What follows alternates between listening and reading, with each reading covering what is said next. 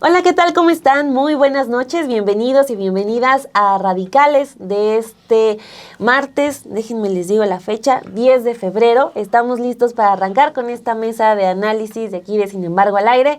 Hoy vamos a hablar sobre el tema de Cuba, un tema que pues no es nuevo. El bloqueo lleva décadas, el bloqueo de Estados Unidos contra la isla, pero sí estamos pasando a un nivel en donde el asedio, el acoso, el bloqueo en sí se está recrudeciendo y las consecuencias pueden ser pues más tangibles con el paso de los días, ya con esta privación de la llegada de petróleo, un combustible pues sustancial para todas las áreas de la vida. Pues eso es lo que está haciendo Estados Unidos y amenazando a todos los países que se atrevan a ayudar a Cuba. Eso es en pocas palabras. Entonces, vamos a hablar este día sobre este asunto que no solamente es un problema entre Cuba y Estados Unidos, sino pues es algo que compete a toda la región y sobre todo a México cuando tiene de vecino a Estados Unidos. Así que le doy la bienvenida a mis compañeros de esta mesa de radicales. Un saludo a nuestra querida Meme Yamel, que este día no nos podrá acompañar, pero sí está aquí ya el gran Álvaro Delgado y el gran Héctor Alejandro Quintanar. Muy buenas noches, compañeros. Muy buenas noches, Dani. Buenas noches, Héctor Alejandro. Buenas noches, colegas. Un gusto estar aquí, como siempre. Vamos a hablar del tema de la isla. Si les parece, como siempre, a la izquierda, Héctor Alex, pues está complicado, está difícil la situación. Bueno, ¿por qué no vamos a un corte primero? Vamos a ir a un corte, perdón. Adelante.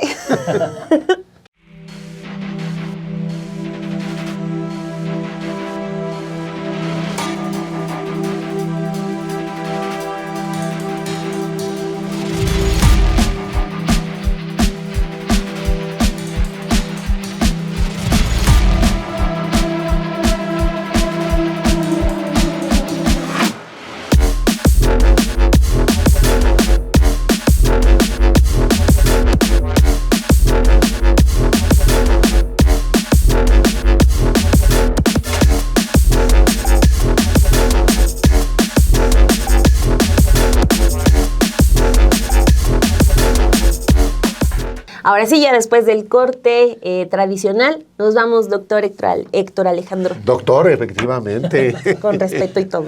Muchas gracias. Pues todavía no me acostumbro a esta etapa. El grupo de estudiantes que me tocó, bueno, los dos grupos de estudiantes de este semestre que me tocaron, no sé cómo se enteraron. Yo no lo hice público todavía en la universidad.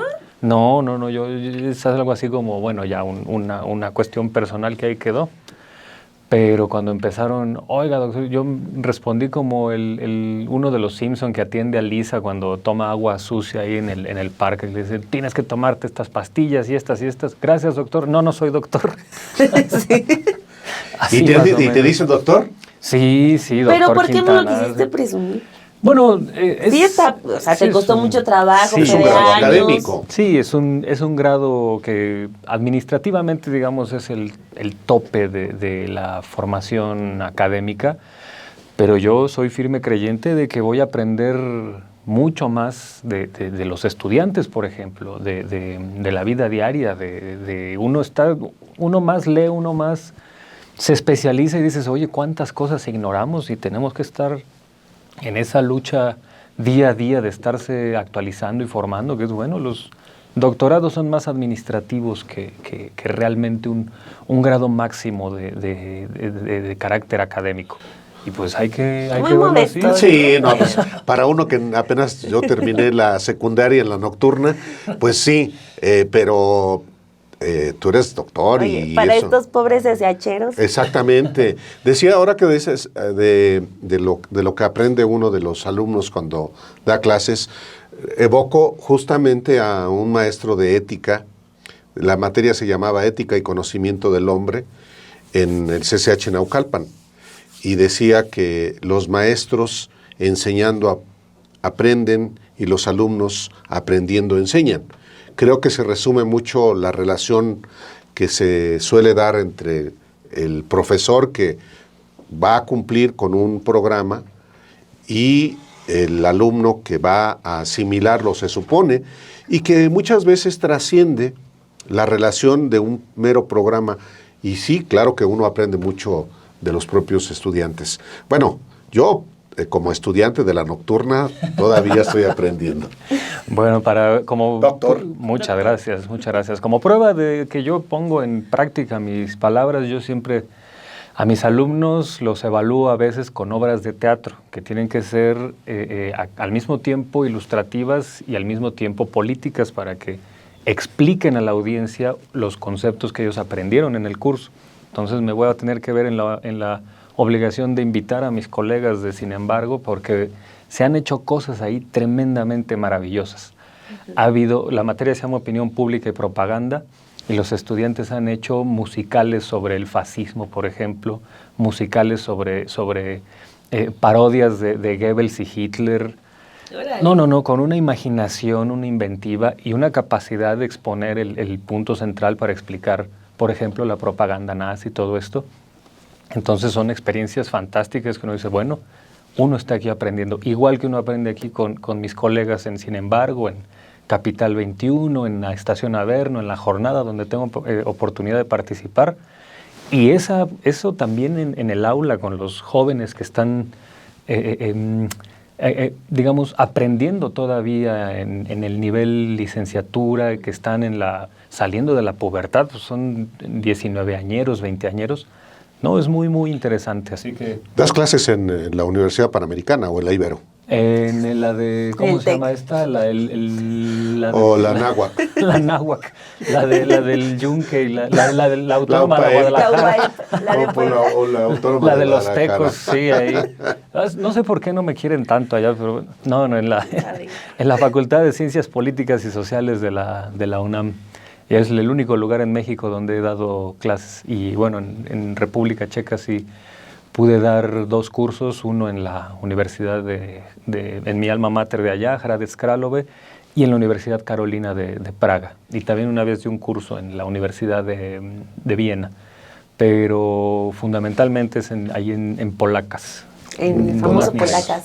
Y bueno, yo estaba pensando en esto porque yo quería abrir mi participación con un escritor uruguayo, que es Eduardo Galeano, y que en este libro fantástico que él tiene, que se llama El fútbol de sol a sombra, él va analizando los mundiales de fútbol, entre otras cosas, ¿no? Y hace algunas notas muy interesantes, curiosas, sobre historias interesantísimas en la vida y la historia del fútbol en América Latina y en el mundo. Y él siempre abría, cada vez que analizaba algún mundial, con la situación de Cuba. Decía, bueno, en el Mundial de 1962, por ejemplo, en Chile. Y entonces fuentes bien informadas en Miami decían que ahora sí iba a caer el recién régimen cubano. Y en el Mundial de 66 él abría con lo mismo. Y bueno, fuentes bien informadas de Miami dicen que ahora sí, ya va a caer Fidel Castro. Y en 1978 en el Mundial de Argentina, fuentes bien informadas dicen que ahora sí va a caer el régimen de Castro. Y pues bueno, esa premonición nunca se cumplió. Y creo que nosotros en este momento debemos preguntarnos por qué eso nunca ocurrió, cuando es una premisa que potencias como Estados Unidos han planteado, que tienen el poder como el de los Estados Unidos, y sin embargo eso no se confirmó, no ocurrió. El régimen de Fidel Castro no cayó. Se ha ido modificando con el tiempo.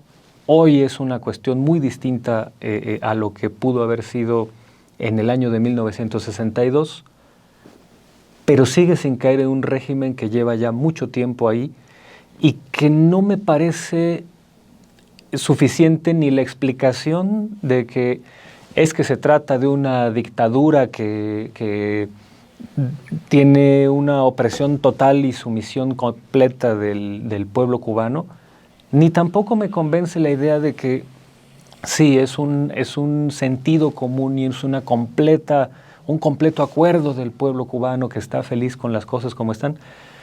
Yo creo que esas dos tesis son muy, muy autocomplacientes, y eso que sí debemos entender que alguna legitimación social debe haber. No puede haber un régimen que dure lo que ha durado el régimen cubano y sin embargo se mantenga, a pesar de la presión externa, se mantenga algo de legitimación debe haber. Algo que no se explica solamente por es que es un pueblo oprimido y demás. No me termina de convencer esa explicación. He estado leyendo las crónicas muy importantes que ha hecho el maestro Luis Hernández Navarro, que está en este momento en Cuba, o al menos hasta ayer seguía en Cuba, y hoy hay entrega de él en el periódico La Jornada, entonces infiero que sigue allá. Y precisamente se aboca a retratar esta parte. ¿Qué pasa en las calles de Cuba? ¿Qué pasa a ras de suelo? Y hay una concepción que tiene que ver con esta parte de la legitimación social a lo que vive la isla. Y una comprensión histórica de lo que pasa y una comprensión histórica de que hay un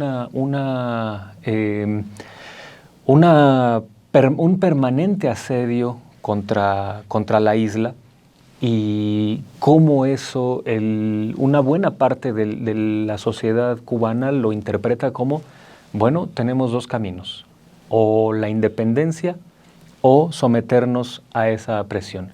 Y para ellos la independencia no significa solo autonomía, sino defender un proyecto que ellos consideran socialista. Yo no sé si eso significa que están legitimando al gobierno cubano en este momento o si están pensando en que debe modificarse, pero en la lógica del socialismo, no en la lógica que quiere la presión externa. Entonces, creo que es muy, muy importante que nosotros nos hagamos esta pregunta que Galeano insinuaba cada 4 años en su libro que habla sobre fútbol. ¿Por qué no ha caído un sistema político que, hay que recordarlo, yo los primeros reportajes que recuerdo haber visto bueno, no por gusto propio, ¿no? Yo era un niño de 5 o 6 años cuando se disolvió la Unión Soviética y en este sistema OTI se llamaba, ECO, que era la vía internacional de Televisa, ¿no? ECO, el sistema ECO, sí. Me acuerdo que pasaban ahí reportajes donde según un infiltrado iba con una cámara escondida en las calles de La Habana y decía, esto es lo que Fidel Castro no quiere que veas, ¿no? Y lugares, tiendas, tendajones con pocos productos y pobreza, prostitución, mercado negro, y decían, es que esto va a acabarse ya porque la Unión Soviética es lo que sustenta a este régimen. Y luego, en el 92, salió este libro de un señor que se llama Andrés Oppenheimer, que se llamaba La hora final de Castro. Y él argumentaba ahí que ya era inminente la caída, que no se iba a sostener un segundo más el régimen cubano porque dependía completamente del exterior soviético. O bueno, más bien del exterior, y con esto se refería a la Unión Soviética. Mario Vargas Llosa elogió ese libro en este momento de ofuscación intelectual porque quería andaba en la política peruana compitiendo contra Fujimori. Pero el punto es que nunca ocurrió esa premonición, a pesar de la presión histórica de la potencia de potencias que es Estados Unidos. Hoy esa potencia ha apretado los tornillos a niveles ya inenarrables. Yo creo que la pregunta sigue en el aire, ¿va a ser suficiente? Con una historia de más de 6 décadas de haber resistido embates de todo tipo, ¿eso va a ser suficiente? Yo espero que no tenga éxito esta asonada de los Estados Unidos, porque si algo va a cambiar en Cuba, tiene que hacerse con base en lo que decide el pueblo cubano y no un desquiciado que está en este momento como chivo en cristalería. Mientras platicamos, este martes 10 de febrero está previsto el mayor apagón en la historia de Cuba. Ni siquiera en el periodo especial que fue posterior justamente al derrumbe de la Unión Soviética, que era, sí, uno de los principales apoyos de Cuba. Un apagón por falta de combustible para echar a andar, para generar energía eléctrica que implique, no que haya semáforos o no en las calles, porque si no hay combustible tampoco hay automóviles o vehículos en general circulando. No, falta de energía que tiene consecuencias directas en la vida de las personas. No si están a oscuras, que es un caso que puede uno sobrevivir. Viene el amanecer, viene el nuevo día. No, los hospitales, para atender a los enfermos, para garantizar que los alimentos no se descompongan por el calor que hay en un país como Cuba, para que las escuelas funcionen también, los centros de investigación, la vida cotidiana, las comunicaciones. Y traigo a colación el apagón por falta de combustible, porque por primera vez en Cuba se enfrenta a una situación tan extrema por falta de combustible, por falta de petróleo. Nunca como ahora en la historia de la Revolución Cubana y su triunfo en 1959 había estado tan en estado de necesidad de combustible. En algún momento lo hizo la Unión Soviética, México, luego, pues sí, Venezuela. Y a partir de la invasión del ejército de Estados Unidos a Venezuela, que muchos dicen que no lo fue, y que como si hubiera sido con algodones la invitación a Maduro a ir a Estados Unidos, pero hubo decenas de muertos en una acción criminal. Desde entonces, desde el 3 de enero de este 2026, hay esta situación. Sí, yo creo que lo que escribía Eduardo Galeano en cada mundial no se ha cumplido por muchas razones, porque hay una generación, o que ya generaciones en Cuba que están en una posición de mantener la dignidad como nación. Pero también es verdad que como nunca enfrenta una circunstancia de lo más adversa, tanto que México ha suspendido el envío de petróleo a Cuba precisamente por la orden ejecutiva emitida por Donald Trump para evitar que llegue ayuda a ese país, de lo contrario impondría aranceles a México. La situación de Cuba hoy es extrema por la acción criminal, porque esto también hay que decirlo, de un criminal que gobierna Estados Unidos.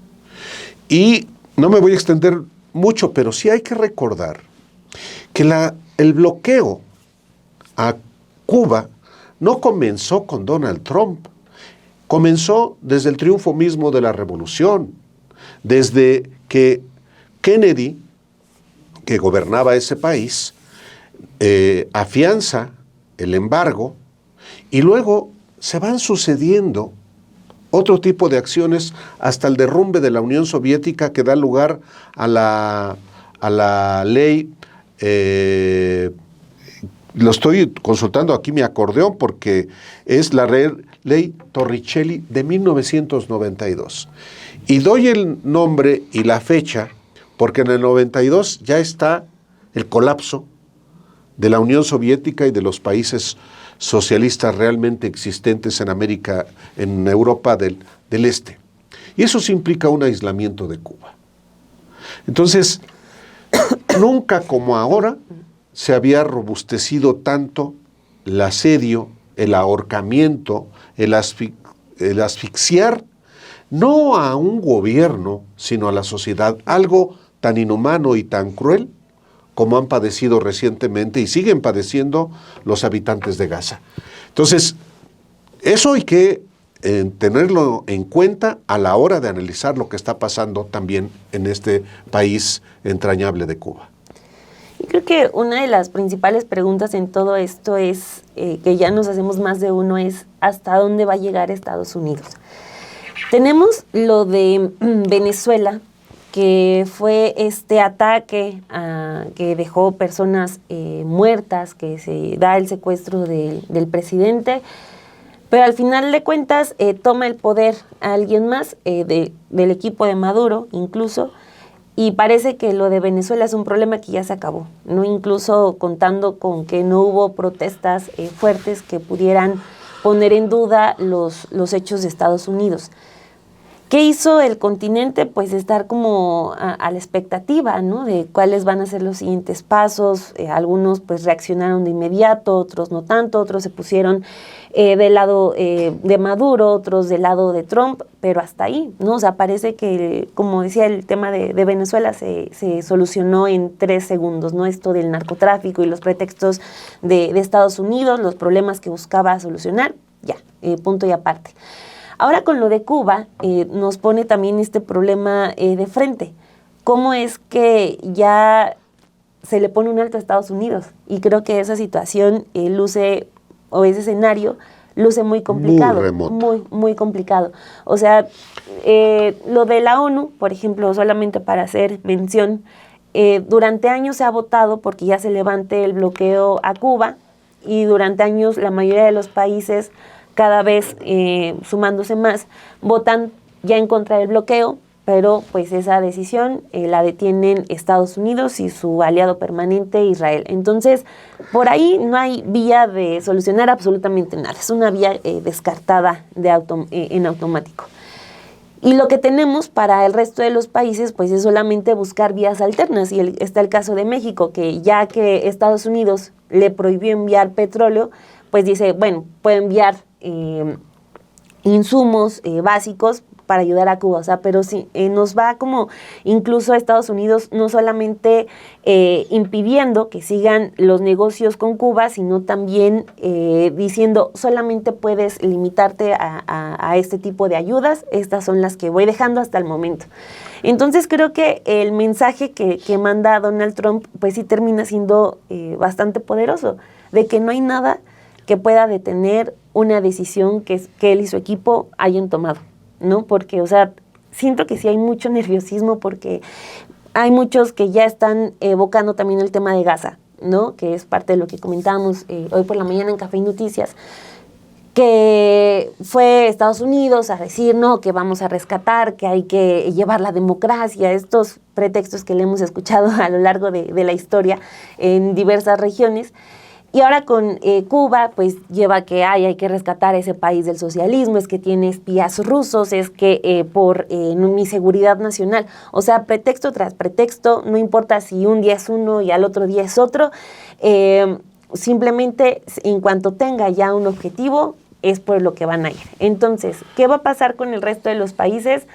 Solamente nos vamos a quedar como con Venezuela, porque parece que no hay otra vía, solamente viendo y condenando en Twitter, exhortando a Naciones Unidas a que haga algo, que lo que va a hacer es también un exhorto en sus redes sociales, pero, o sea, un segundo caso sería importante. Es un matón que está armado y que te está apuntando. Sí. Uh-huh. ¿Qué haces ante un asesino que solamente, que puede jalar el gatillo sin que haya consecuencias?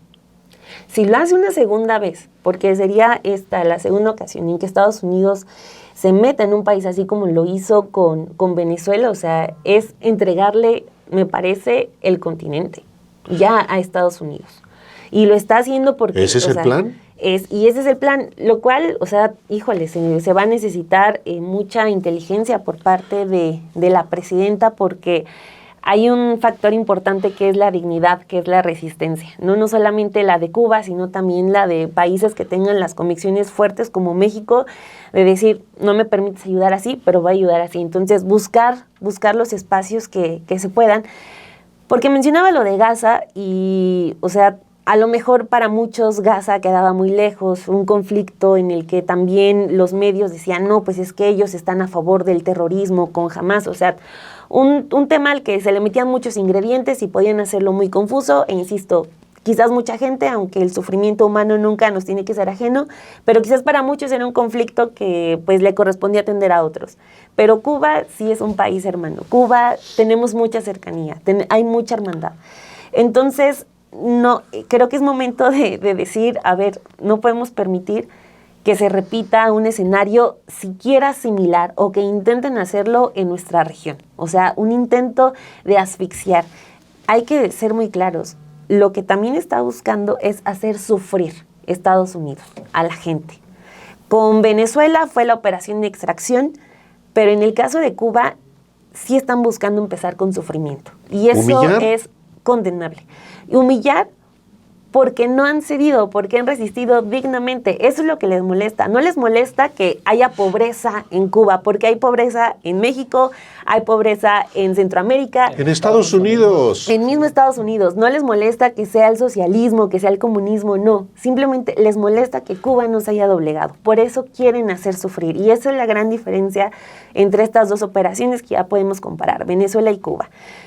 Pero desafortunadamente soy muy pesimista, creo. El escenario es muy complicado, o sea, hay pocas vías ya para responderle a Estados Unidos. Sí, yo también quiero hacer énfasis en esta situación del pueblo cubano, que hay que plantearlo también de otro modo. Es un pueblo que, guste o no nos guste, ha sido, digamos, la concepción de revolución, de disidencia, de rebeldía, etcétera, es parte de su identidad y no es una cuestión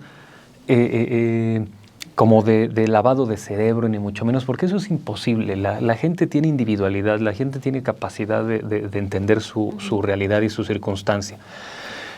Y ese pueblo que es así, que tiene esa educación que nos guste o no, es muy formativa, de mucha conciencia social, porque bueno, uno de los elementos centrales de la Revolución Cubana ha sido la parte educativa, la parte formativa, que tiene ahí muchas fortalezas.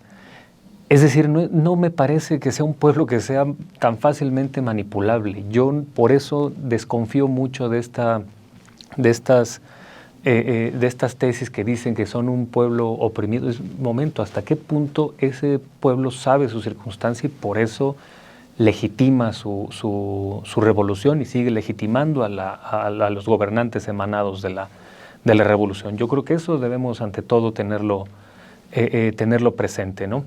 Y hay algo que a mí siempre me parece muy indignante y es cómo se apropia esta presión externa que en este momento encabeza alguien como Donald Trump, pero que es histórica, que viene de los Estados Unidos y de otros lugares, pero que es histórica, que viene desde 1959 hasta hoy, cómo tergiversan a tal grado los conceptos que las leyes más injustas, más asfixiantes, más autoritarias, más crueles, pienso en la ley Helms-Burton, por ejemplo, de 1996, sí, que su intención era doblar todavía las presiones hacia la isla para que les fuera después de la Torricelli. Exactamente, después de la Helms-Burton es del 96, sí, la Torricelli es de unos 92 años antes, 92.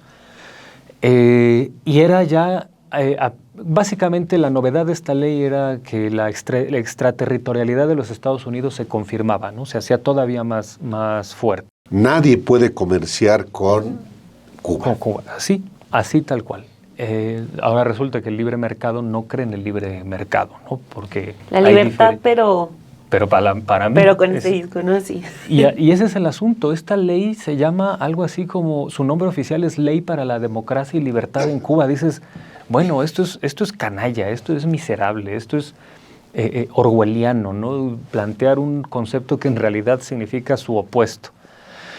Y yo creo que es también un momento muy importante de seguir reflexionando sobre la idea de la amenaza externa, porque ese es el gran eje rector de la geopolítica estadounidense respecto a todo el mundo, pero en América Latina fundamentalmente a lo que significa Cuba. Y eso tiene implicaciones en la mentalidad de las derechas de una manera tremenda. Bueno, hay que traer a la mesa una autora muy, muy importante en México, una economista, la doctora Eugenia Romero Sotelo, que tiene un libro extraordinario que se llama La historia del neoliberalismo en México.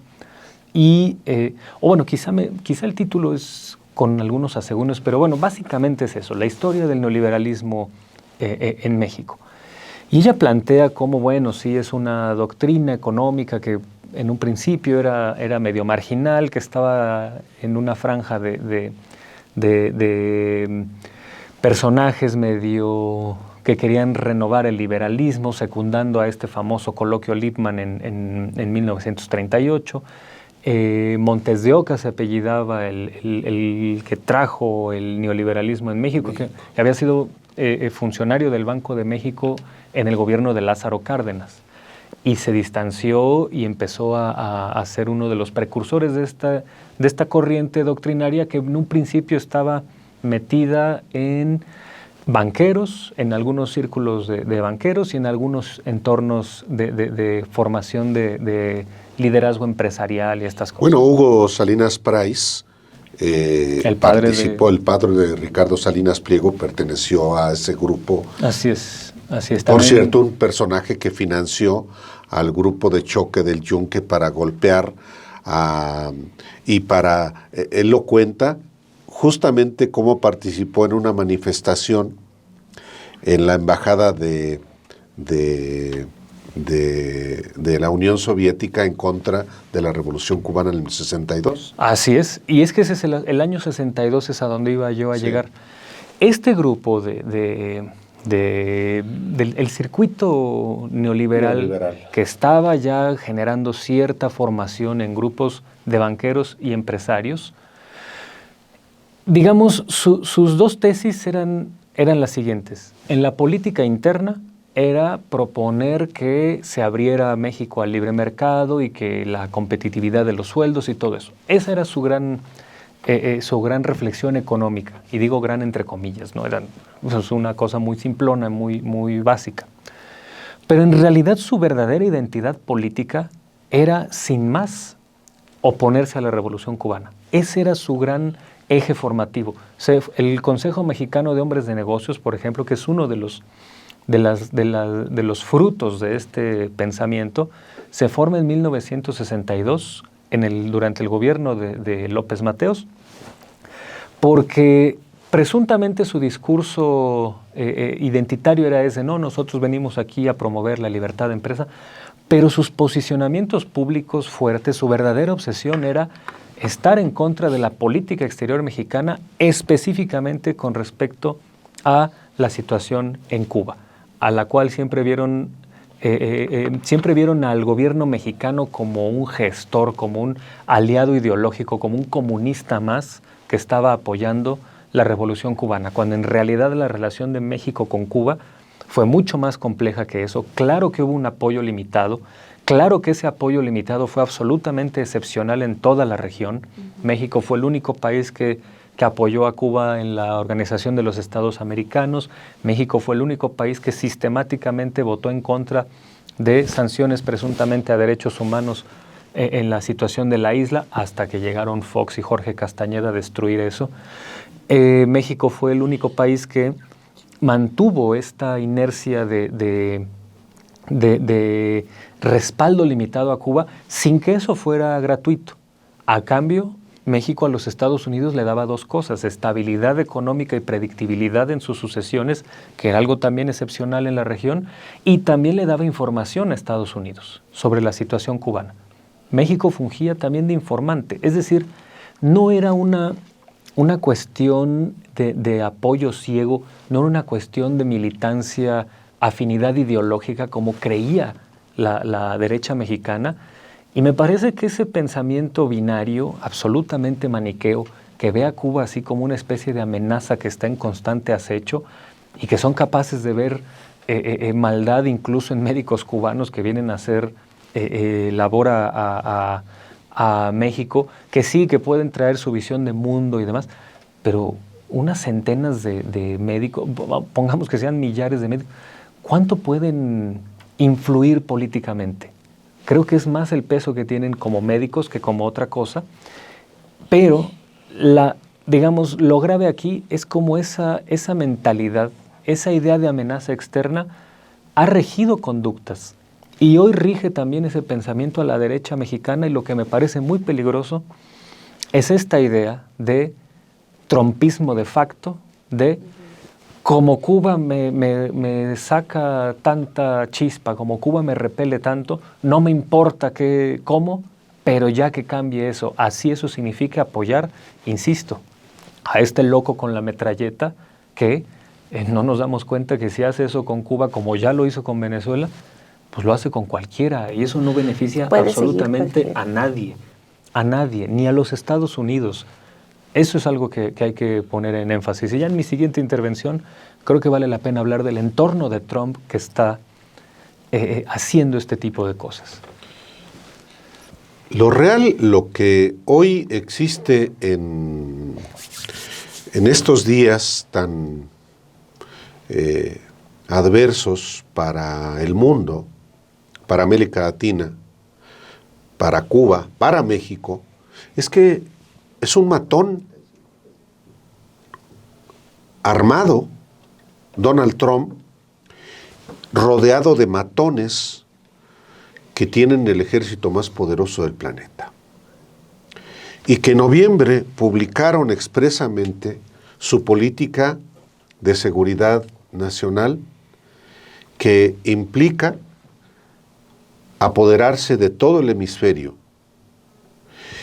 Y si Cuba, desde el triunfo de la revolución en 1959, y más particularmente desde que Fidel Castro asumió el poder y definió el proyecto como socialista, pues obviamente esa es la razón que ha existido desde entonces para evitar que se instaure y tenga éxito un gobierno socialista.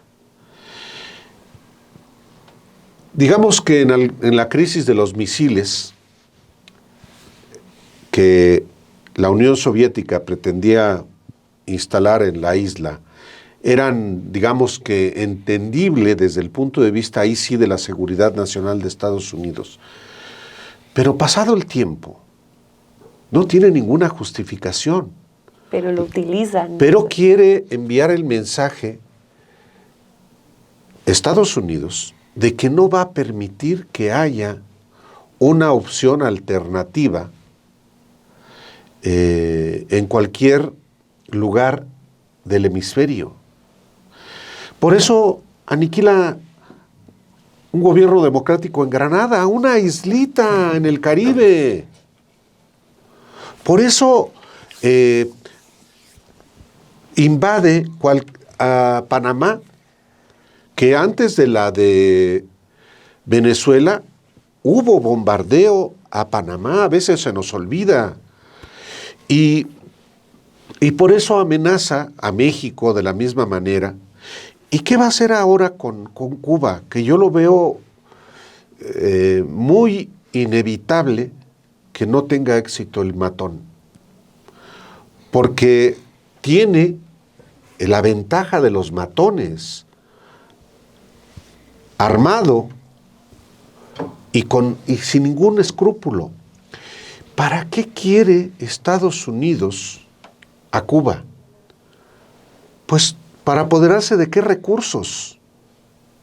Ya no es el petróleo de Venezuela. Ya no es el litio, el cobre, el níquel de los países como Chile, Argentina, Bolivia. No, es terminar por aplastar lo que ha sido para Estados Unidos prioridad por décadas, que no cunda el mal ejemplo.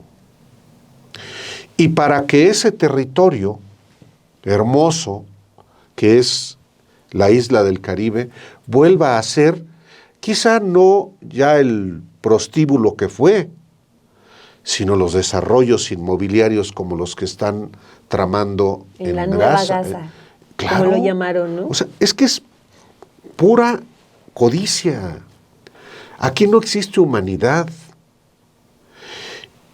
Y obviamente todas las cosas están del lado de Estados Unidos. ¿Quién defiende a Cuba? Ese es parte del problema. Rusia, China, en el caso de Venezuela había ahí una cierta lógica justamente por la riqueza petrolera. A China no le importa Cuba, a Rusia no le importa Cuba. Tristemente a nadie le importa Cuba en el planeta.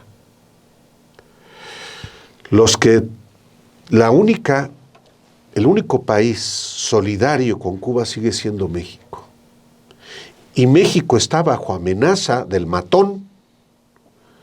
Tan es así que México ha suspendido envíos de petróleo. Y el único buque petrolero que llevaba combustible tiene huyendo y acaba de ser capturado por el ejército de Estados Unidos cerca de Rusia. ¿Con qué derecho hace eso Estados Unidos? No hay ningún derecho, porque le da la gana, porque es un matón.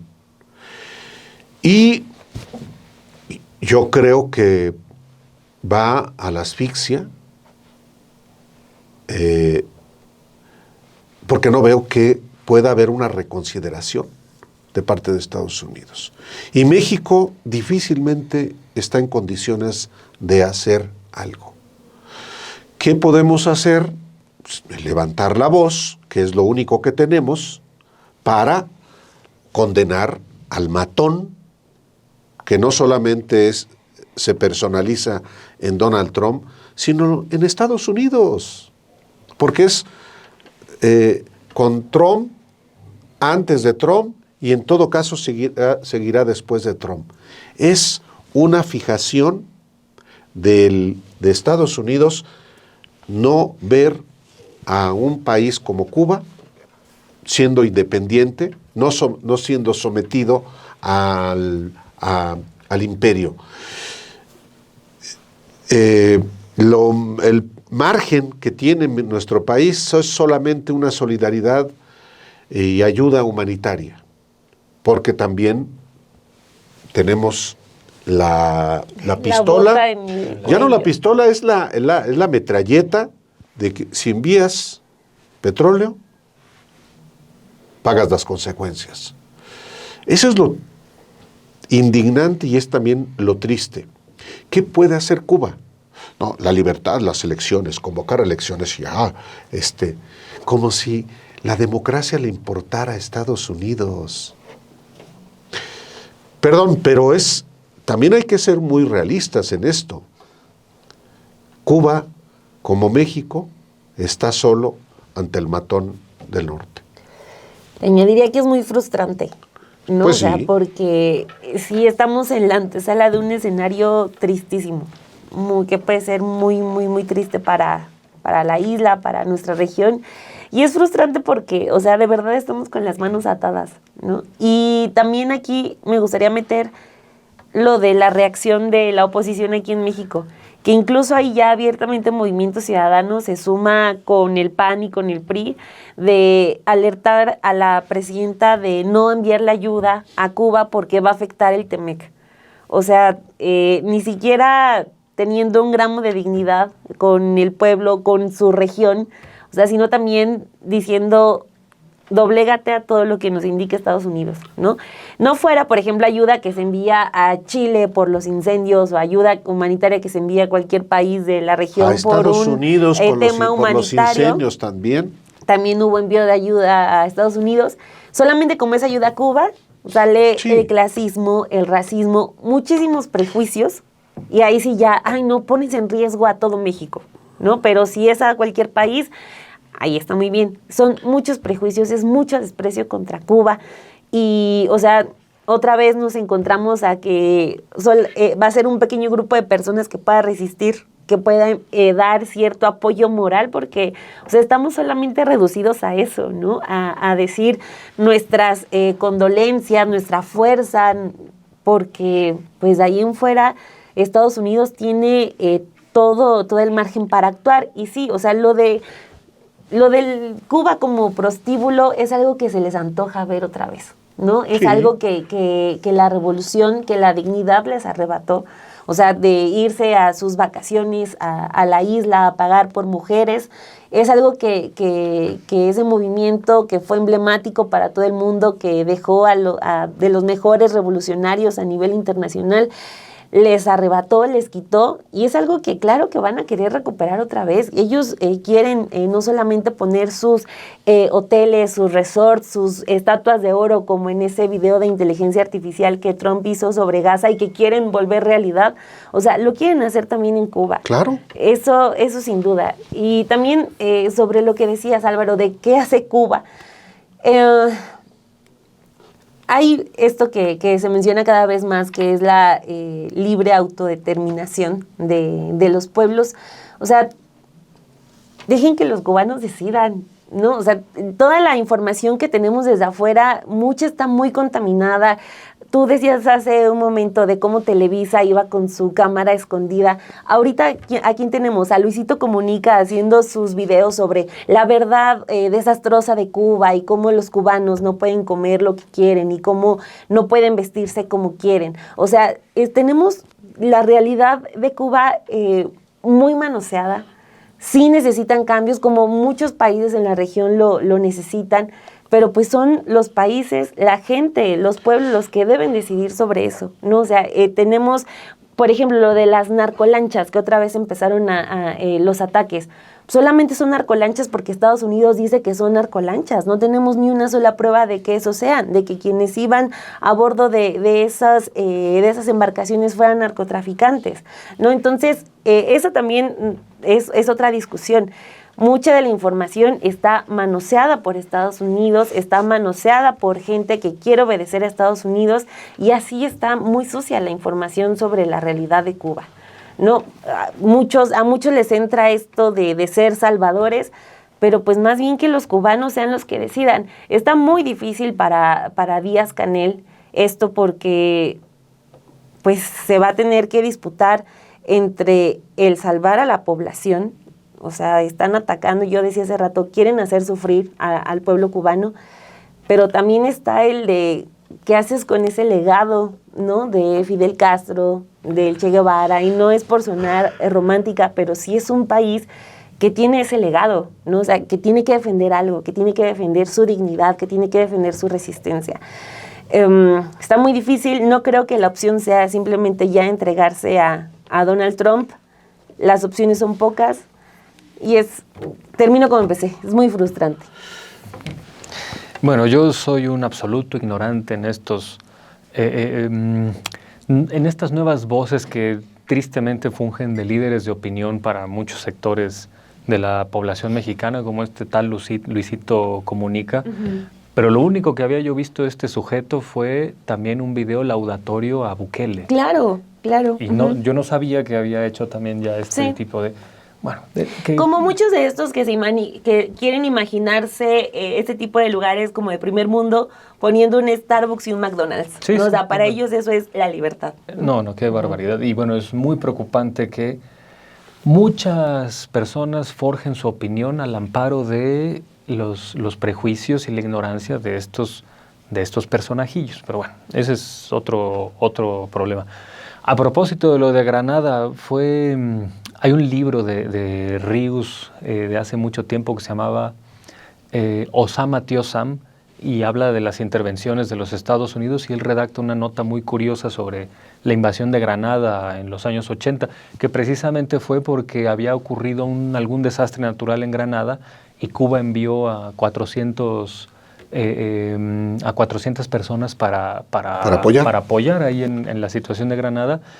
Y Estados Unidos no podía tolerar eso porque suponía que venía una nueva revolución cubana en Granada o algo así, y mandaron aviones para la invasión a Granada, y que uno de los generales al mando era lo suficientemente ignorante que ya había mandado aviones a Granada, España, ya iban en rumbo a España, la Granada en España, no así es, en el Caribe. Allí en Andalucía. O sea, el nivel de prejuicio y de ignorancia de muchos de los que toman decisiones en Estados Unidos a ese nivel llega.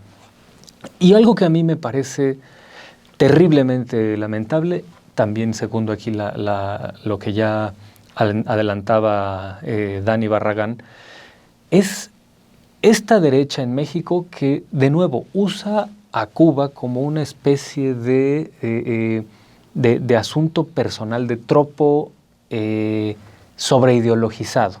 Y les importa un bledo la situación del pueblo cubano.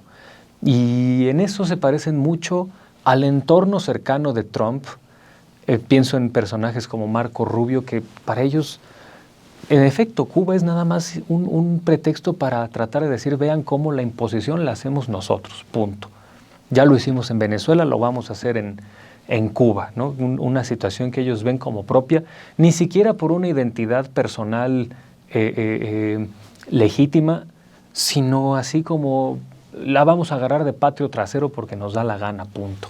Y en el caso de México, estas voces de las derechas que, del mismo modo que en 2013 en Irak decían, no, México le conviene secundar a Bush en esta carnicería, bueno, ellos no lo pensaban así, pues, pero sí le conviene a México apoyar a Estados Unidos en democratizar Irak, porque eso nos va a generar un acuerdo migratorio, ¿no? Y vamos a sacar ventajas de la sangre derramada por iraquíes, ¿no? Como fue el caso de Enrique Krause en 2003, que hoy vienen este mismo personaje Krause que dice, hoy México vive una izquierda hemipléjica que heredera casi, creo que me parece que fue la semana pasada en su artículo ahí en su... Hace 15 días. Hace 15 días en su homilía dominical ahí en Reforma, planteando que la izquierda hemipléjica mexicana, casi heredera de Stalin y de no sé qué otro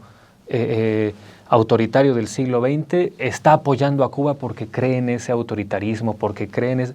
Perdón, la relación México-Cuba, el envío de petróleo de México a Cuba, la venta mexicana de petróleo a Cuba y la relación institucional con Venezuela preceden a 2018, preceden a López Obrador y a Claudia Sheinbaum.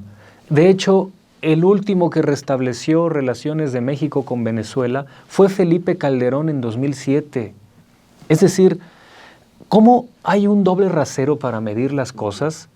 Porque la idea es asociar de manera absurda a líderes políticos que no les gustan con autoritarismo, dictadura. Perdón, las cosas son más complejas y por eso hay que desconfiar de las voces que usan a estos países como un fetiche a la inversa, como un elemento que sobredimensionado para precisamente fanatizar a un sector de este país cuyos efectos reales, cuyas consecuencias reales son simplemente el trumpismo de facto. Eso es muy peligroso. Y ahí, perdón, rápidamente añadiría que dejan de lado que Cuba nos ayudó con doctores, aunque los desprecien, y también nos ayudó con vacunas de COVID.